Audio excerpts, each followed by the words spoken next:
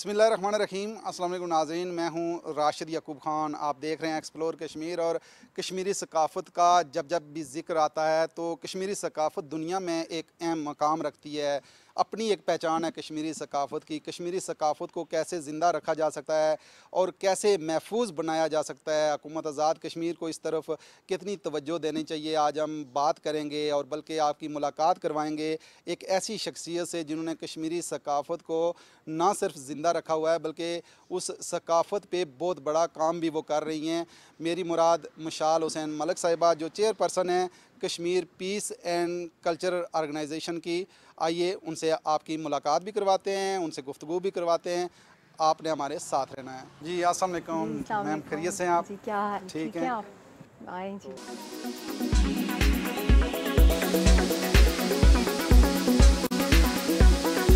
जी नाज़रीन, हम मौजूद हैं मशाल हुसैन मलिक साहिबा के घर में हैं। और मशाल मलिक साहिबा एक जानदार आवाज़ हैं। जब जब भी बोलती हैं तो दुनिया इनकी बातों पे तवज्जो देती है। और इन्होंने कश्मीरी कल्चर को जिस अंदाज़ में ज़िंदा रखा हुआ है, आज हम कश्मीरी कल्चर पे प्रोग्राम करने इनके पास आए हैं। इनकी मेहरबानी कि इन्होंने टाइम भी दिया। और ड्राइंग रूम में अगर हम देखें तो पूरी कश्मीरी कल्चर की एक झलक नज़र आती है। और इस हवाले से भी मैम से जानेंगे कि जिस ड्राइंग रूम के हिस्से में हम बैठे हैं वहाँ पेंटिंग्स हैं, और इनसे बात भी करेंगे इन पेंटिंग्स के हवाले से। मिशाल साहिबा, आपका शुक्रिया, आपने टाइम दिया। और पूछेंगे आपसे सबसे पहले कि शादी की हमने बात की कि आपकी शादी कब हुई यासीन साहब के साथ। और फिर कश्मीर के हवाले से अगर मैं पूछूं तो आपकी कश्मीर के हवाले से बहुत ज़्यादा दिलचस्पी भी है। यासीन साहब तो हैं, उनकी वजह से तो है, लेकिन कश्मीर के हवाले से आपकी खुसूसी दिलचस्पी, कश्मीरी कल्चर के हवाले से दिलचस्पी, और जो चीज़ें मैं देख रहा हूँ ये ज़ाहिर दिलचस्पी ही है, तो तब भी ये झलक हमें नज़र आ रही है। क्या कहेंगी? जी, सबसे पहले तो मैं बहुत-बहुत वेलकम करती हूँ आपको, आपकी पूरी टीम को, और ख़ास तौर पे आप ख़ुद भी कश्मीरी हैं तो आपको पता है कि हमारे क्या ट्रेडिशंस होते हैं, वैल्यूज़ होती हैं। और इतना खूबसूरत हमारा सारा का सारा हिस्ट्री है, ट्रेडिशंस, तहज़ीब है। और जब मैं वहाँ पे गई शादी के बाद, मैंने अपनी आँखों से उस जन्नत को देखा। 6 सितंबर था 2009 के अंदर जब मैं वहाँ पे गई। और लोगों का जो प्यार, जो वेलकम है, आज हम उस तरह आपको वेलकम नहीं कर सके जो हम लोग ट्रेडिशनली करते हैं कश्मीरी। वो बादाम जो होते हैं हम अपने गेस्ट के ऊपर वो निछावर करते हैं। इंशाल्लाह जब यासीन साहब आएंगे तो उसी तरह हम आपका वेलकम करेंगे। हम श्रीनगर जाएंगे इंशाल्लाह, इंशाल्लाह, आज़ादी आमीन मिलेगी तो। आमीन। बिल्कुल सही है। लेकिन आप कश्मीर गई हैं, कितनी बार गई हैं कश्मीर, और कश्मीर के किन हिस्सों को आपने करीब से देखा है? मैं वहाँ बहुत सी जगहों पे गई हूँ, और 5 टाइम्स तो वैसे मकबूजा जम्मू कश्मीर में गई हूँ। और इत्तेफाक की बात यह है कि जब भी मैं वहाँ गई हूँ तो अमूमन उनको फ़ौरन ही 1-2 दिन के बाद अरेस्ट कर लिया जाता था, ठीक यासीन है। साहब को। ठीक। कभी सेंट्रल जेल, कभी कोठी बाग पुलिस स्टेशन, कभी किसी और जम्मू की जेल के अंदर, ठीक। या कभी वो हाइडिंग में चले जाते थे। ठीक। जब उन्होंने कोई कॉल देनी होती थी किसी स्ट्राइक की या कोई प्रोसेशन की तो उससे अमूमन हफ्ता पहले वो गायब हो जाते थे ठीक। हाइडिंग में। ठीक। तो उस दौर में मेरे पास टाइम बहुत होता था, हाँ। परेशानी भी होती थी। तो मेरी जो सिस्टर इन लॉज हैं वो बड़ा मुझे हेल्प करती थी, और मेरी सास भी, कि ठीक। आपको ना हम लोग कश्मीर घुमाते हैं। तो मैंने बहुत जगह देखी हैं उनके साथ भी। मैंने वहाँ के जो मुग़ल गार्डन्स हैं वो भी देखे हैं। ठीक। परी महल के अंदर हम लोग बहुत अक्सर जाते रहे। ठीक। जो डल लेक, उसके नीचे सारा पूरा श्रीनगर का व्यू आता है। और डल लेक पे तो रोज़ ही ड्राइव पे हम लोग निकलते थे। और वहाँ पे जो लोगों का प्यार, खूबसूरती, और वहाँ पे जो मैं याद करती हूँ कि वो वहाँ पे वैसे भी हर चीज़ इतनी कुजीन्स वगैरह हैं, मगर कुछ वहाँ के नाश्ते बहुत याद आते हैं। वहाँ का ऑक्सीजन, जब वुड्स में आप जाते हैं ठीक है। पहलगाम, और वहाँ पे गुलमर्ग के अंदर, और हमारा अपना जो गांव है यासीन साहब का कोकरनाग, ठीक है। जो वहाँ के डेंस फॉरेस्ट हैं। तो ये बहुत इतनी मेमोरीज़ हैं कि इस पे वाकई किसी वक्त मैं सोचती हूँ कोई किताब में लिखूँ जो मेरी वहाँ की मेमोरीज़ हैं। बिल्कुल सही है, लिखनी भी चाहिए। लेकिन कश्मीरी सकाफ़त के लिए लोग कहते हैं कि बड़ी रिच सकाफ़त है। आप समझती हैं कि दुनिया में ये बिल्कुल मुनफरिद है? डेफिनेटली बहुत मुनफरद है। It is one of the richest civilisations in the world, और ये 5,000 साल पुरानी हमारी कश्मीरियात की मतलब हिस्ट्री है, हमारे कल्चर हेरिटेज की। और इसके अंदर बहुत सेंट्रल एशियन भी फ्लेवर आपको नज़र आता है हमारे सही है। अंदर, और ईरानी भी, हमदान्स का भी, जिनके थ्रू यहाँ पे इस्लाम फैला इस कश्मीर के अंदर। और जो सूफ़ी सेंटर्स हैं, ठीक।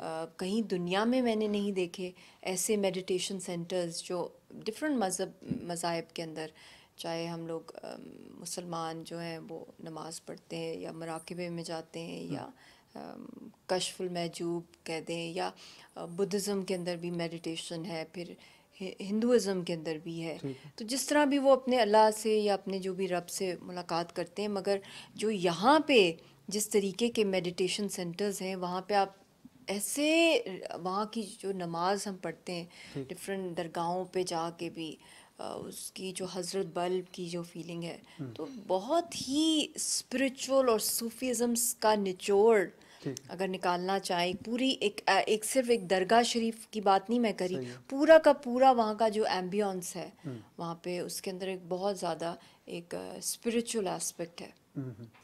लेकिन कश्मीरी सकाफ़त की अगर मैं बात आपसे पूछूं कि कश्मीर के अंदर क्या वो ख़ास आपको चीज़ लगी जो बड़ी इंटरेस्टिंग थी आपके लिए?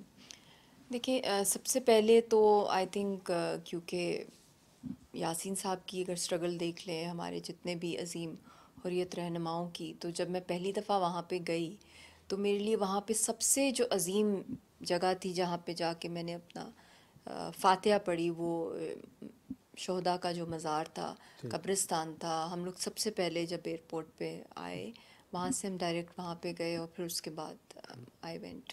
और अमूमन जब भी मैं हर दफ़ा जाती हूँ तो मैं सबसे पहले वहीं पे जाती हूँ, क्योंकि हम उनको भूल ही नहीं सकते। ना ही शहीद मरते हैं, मगर जो उनकी कुर्बानियाँ हैं, जो उन्होंने इतना अपने खून से इस तहरीक को लिखा है और ज़िंदा रखा है, तो मैं समझती हूँ कि एक उनका भी बहुत बड़ा रोल है।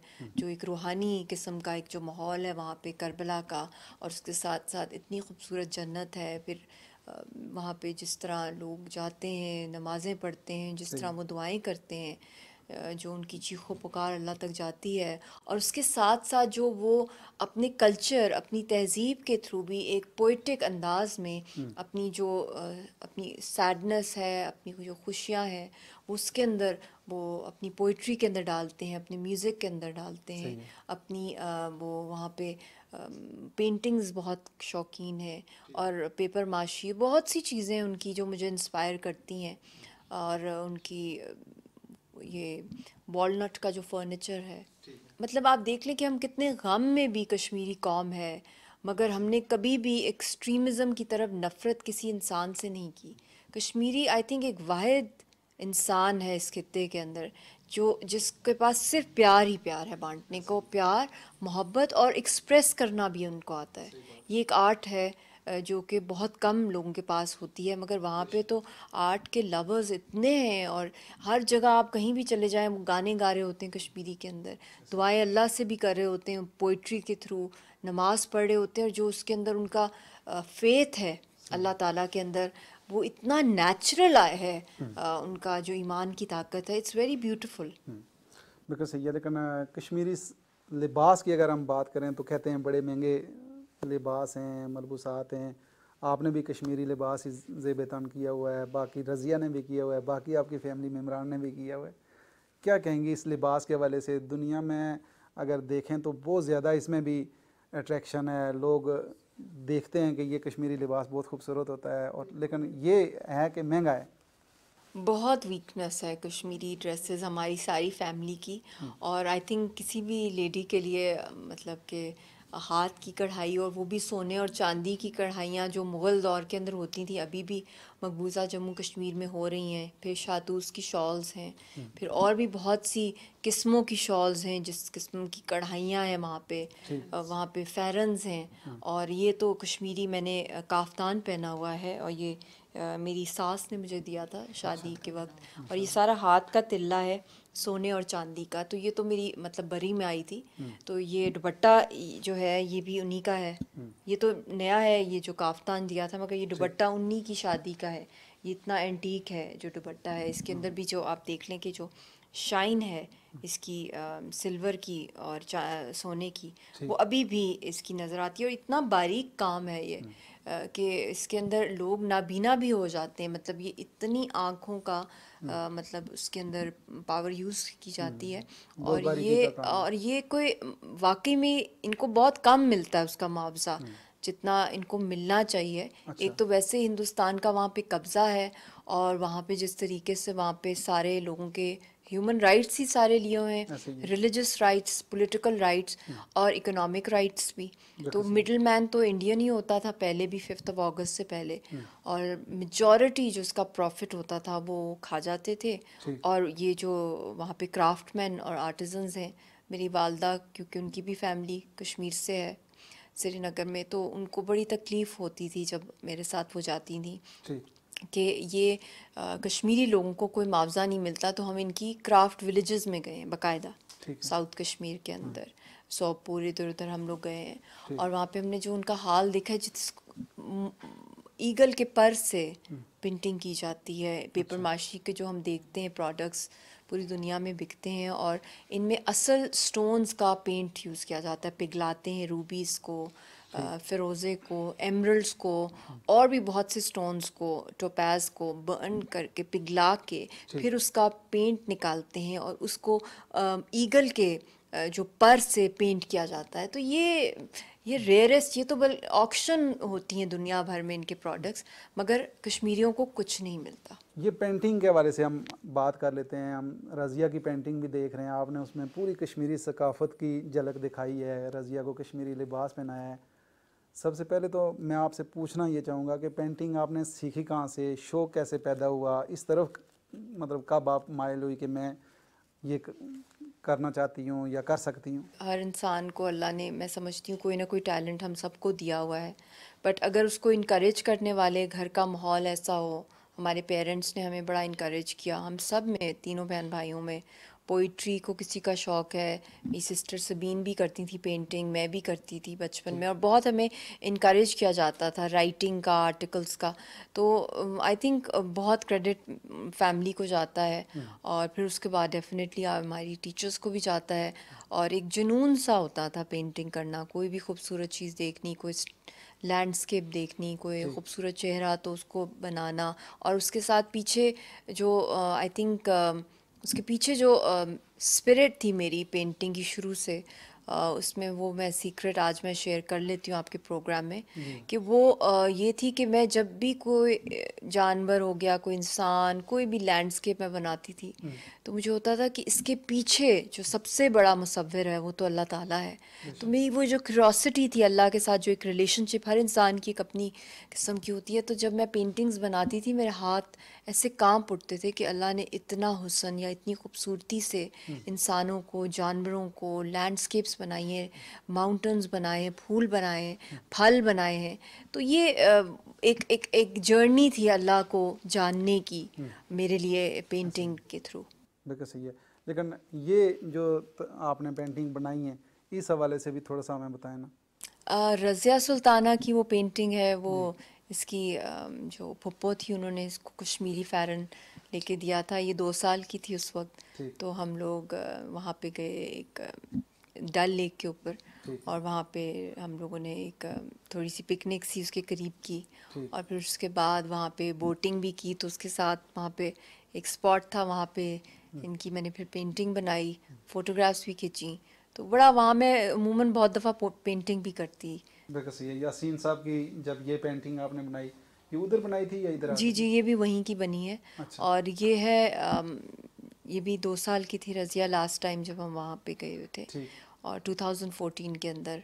और ये बेसिकली हम जब दिल्ली जाते हैं, पहले जब भी हम जाएं तो 1 आध 2 रात का स्टे होता है, क्योंकि डायरेक्ट फ़्लाइट नहीं होती लाहौर से श्रीनगर की, तो 1 या 2 रात स्टे करना पड़ता है दिल्ली में।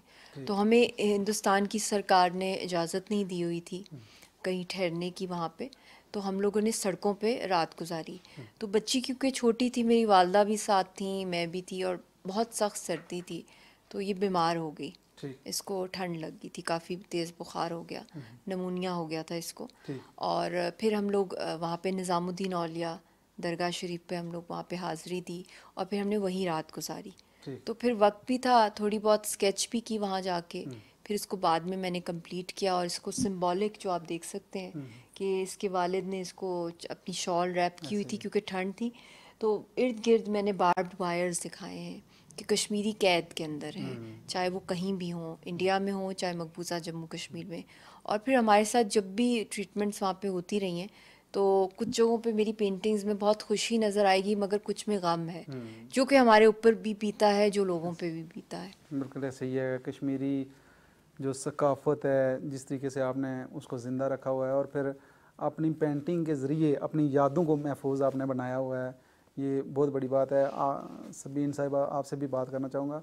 आप क्या कहेंगी कि आपकी ये बहन इतनी बहादुर हैं कि इन्होंने जो फ़ैसला लिया, एक ऐसे मर्द मुजाहिद जिनके लिए पता था इनको कि हमेशा उन्होंने जेलों में रहना है और मौत वहाँ उनका जो ना पीछा कर रही है, तो इनकी बहादुरी के हवाले से, इनके जो ना पूरे थीम के हवाले से, जो इनका नज़रिया है, उस हवाले से आप क्या कहेंगी? मैं तो बड़ा प्राउड फील करती हूँ और माशाल्लाह इन्होंने मुश्किल फ़ैसला तो किया है, लेकिन इंसान जो होते हैं वो कुछ बड़े ख़ास होते हैं जिनको अल्लाह चुन लेता है ख़ास मकासद के लिए। तो मेरे ख़्याल में तो ये हमारी पूरी फैमिली के लिए बड़े एक एहसास की बात है। और यासीन साहब की सिस्टर इन लॉ होने पर भी मुझे बड़ा फ़ख्र है। तो माशाल्लाह ये बड़ा अच्छा काम कर रहे हैं और कश्मीरी लोगों की बहुत बेहद कुर्बानियाँ हैं। तो अगर हम अपना छोटा सा अगर हिस्सा डालें तो मेरे ख़्याल में ये कुछ भी नहीं है। तो ये हमारा फ़र्ज़ बनता है जी, बिल्कुल इनका सही है। साथ लेकिन देना। जब आप देखती हैं इनको परेशान, देखती हैं वहाँ जुल्म जबर, देखती हैं यासीन साहब के हवाले से ख़बरें जब आती हैं इस तरह की कि उनकी सेहत ख़राब है, वो कैद में हैं, तो कैसे सहारा देती हैं आप इनको? बहनें जो होती हैं वो बड़ी अच्छी दोस्तें भी होती हैं, सहेलियाँ भी होती हैं। तो हम अपना कोशिश करते हैं कि उसको पॉजिटिव तरीके से देखें और हमेशा जो होता है ना, जिस तरह कहते हैं कि मायूसी की तरफ ना जाएं और अच्छा एस्पेक्ट सोचें। तो इनको मैं हमेशा सपोर्ट करती हूँ, इनका क्या कहेंगे उसको, मोरल हाई करती हूँ कि, और वाकई मैं वाकई फ़ील करती हूँ ये दिल से, ये नहीं कि मैं इनका कोई वैसे ही उनको कह रही होती हूँ। मुझे पूरा यकीन है कि इंशाल्लाह ताला वो खैर खैरियत से आएंगे फैमिली के पास इंशाअल्लाह। और हम सब की दुआएं हैं उनके साथ। और इतने बड़े मर्द मुजाहिद हैं तो उनको कुछ नहीं होगा, इंशाल्लाह सब बिल्कुल सही है। खैरियत ही होगी बिल्कुल सही, जी। इंशाअल्लाह। रज़िया, आपसे मैं पूछना चाहूँगा, पापा कितना याद आते हैं? बहुत ज़्यादा। तो क्या कहेंगी, अपने पापा को क्या पैगाम देंगी, दुनिया को क्या पैगाम देंगी? मैं बस बोलना चाहती हूँ मेरे पापा को प्लीज़ बचा दें, कश्मीरियों को बचा दें, उन्होंने कुछ नहीं किया। बिल्कुल सही है। लेकिन मिशाल साहिबा, जब ये बच्ची याद करती है अपने पापा को, तो क्या उस वक्त ज़ाहिर आप लोग भी जज्बाती हो जाते होंगे, एक ये भी गम में मुब्तला हो जाती है, तो याद तो इसको बहुत ज़्यादा आती होगी। बस ये बड़ा एक नेचुरल सा बॉन्ड है और आई थिंक चाहे जितनी भी दूरी हो, पेरेंट्स को बच्चे उनके बगैर रह नहीं सकते, ऐसे बहुत ही। मुश्किल हो जाता है। और जब वो रिलीज़ थे तो कभी कभी स्काइप के ऊपर बात हो जाती थी या व्हाट्सएप के ऊपर, क्योंकि वैसे डायरेक्ट कॉल वहाँ नहीं है और आपको पता है कि डायरेक्ट कॉल के अलावा इंटरनेट की वहाँ पे जो फैसिलिटी बहुत ही वीक है। तो व्हाट्सएप की भी जो होती थी वो एक आध मिनट की और फिर वो स्लो हो जाती है स्पीड, तो फ़ायदा ही नहीं है। तो जो इसकी यादें हैं, ये लेटर्स लिखती है अपने फादर को, कार्ड्स बनाती है, और ना सिर्फ अपने पापा के लिए बल्कि कश्मीरी बच्चों के लिए भी ठीक। बहुत इसको फील होता है कि वो बच्चे जो हैं वो स्कूल नहीं जा सकते, उनको मार दिया जाता है पैलेट से। तो हम लोग कोशिश करते हैं, जिस तरह मेरी सिस्टर ने कहा है कि पॉजिटिव सोचते हैं। ठीक है। तो मोस्टली मेरी जो सिस्टर भी हैं और मेरी वालदा भी, इनका मैंने ये चीज़ देखी है कि ये हम लोगों को बहुत चेयर अप कर देते हैं। सही। मतलब कुछ लोग ज़रूरी होते हैं कि एक तो अगर हम बहुत सीरियस काम में, जिस तरह हमने पीस एंड कल्चर ऑर्गेनाइजेशन भी, मैंने, मेरी वालदा और मेरी बहन ने हमने बनाई है। बेसिकली हमने 6 साल से इसीलिए बनाई है कि हम अपनी फैमिली का बेशक हमारा गम हो मगर हम कश्मीर कॉज के लिए कंट्रीब्यूट करें, और उसके कल्चर के हवाले से भी हम बहुत एक्टिविटीज़ करते हैं और कोशिश करते हैं कि बच्ची को भी उसमें हम डालें, और हमारी जितनी भी फ्रेंड्स हैं, टीम में जो लोग हैं, सारे जो वॉल्टियर्स हैं, लोग उसके अंदर क्रिएटिवली सोचते हैं। सोशल मीडिया के ऊपर भी उसकी कैंपेन्स हम चलाते हैं। हम कोशिश करते हैं जब हम ज़्यादा डाउन हो तो तब हम ज़्यादा काम करें, क्योंकि हमारे कंधों पे बोझ हमें हमारा सिर्फ फैमिली का नहीं है बल्कि पूरी कौम का है। तो इसलिए हमें उम्मीदें वाबस्ता हैं। तो ये फैक्टर जो है हम लोग माइंड में रख लेते हैं, और उसमें मेरी वालदा और बहन का बड़ा रोल है। और बच्ची भी इसी माहौल में रही है, तो डाउन होती है तो हम उसको कहते हैं पोएम्स लिख लो, राइटिंग कार्ड्स बनाओ, जब पापा आएंगे तो इंशाल्लाह हम उनको देंगे। और नमाज पढ़ती है, दुआ करती है, तो उसके अंदर इसका एक बट कमी, वो बहुत बड़ी कमी ऐसे है। ही है। नाज़रीन, मिशाल मलिक साहिबा के साथ गुफ्तगू का सिलसिला है वो जारी है। कश्मीरी सकाफत के रंग अगले प्रोग्राम में आपको देखने को मिलेंगे। इजाज़त दीजिए, अल्लाह ने के बाद।